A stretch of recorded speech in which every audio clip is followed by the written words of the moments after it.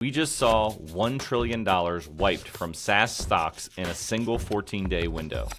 The industry is calling it SaaS-pocalypse. For a decade, the answer to every business problem was buy another subscription.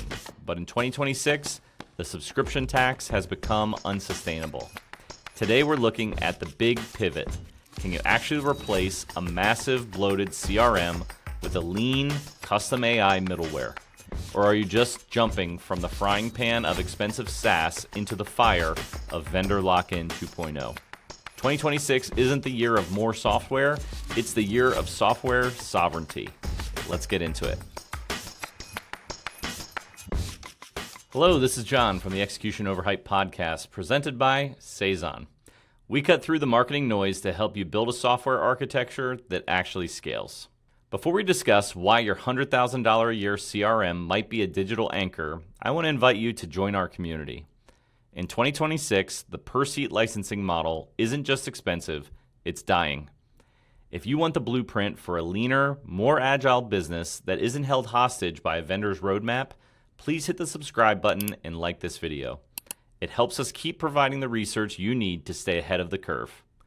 As SaaS prices skyrocket, many companies are flocking to low-code platforms like Power Apps or Salesforce Lightning. They think they're saving money by building their own tools. But here's the cold truth. Building on rented land is just the golden handcuffs with the new name.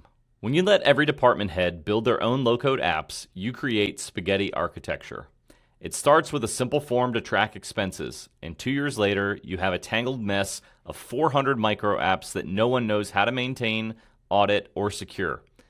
You've traded a high subscription bill for a massive technical debt bill. Low-code tools are a black box. When you hit a performance wall, and you will hit one at hyperscale, you can't optimize the underlying code because the vendor won't let you see it. You end up paying massive cloud compute fees just to keep an unoptimized, bloated app running. Worse, if your low-code vendor goes bust or changes their pricing tiers in this market compression, your entire business logic is trapped on their servers. Low-code is a great surgical instrument, but it's a terrible foundation for a skyscraper. Why are we talking about this now? Because of the Excel leak. Last month, we saw a massive vulnerability in cloud-based spreadsheet tools that allowed AI agents to phone home with sensitive data hidden in formulas. This proved a point we've been making at Saison for years. Owned software is safer than rented software.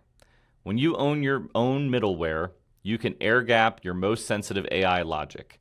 When you use a SaaS copilot, your data is always crossing a boundary you don't control. In episode 10, we talked about the ERP divorce, moving your data layer to Snowflake to escape the storage tax. Replacing a $100,000 CRM with custom middleware follows the same logic. By using a lean intelligence layer that talks directly to your data lake, you are no longer paying for seats. You're paying for outcomes.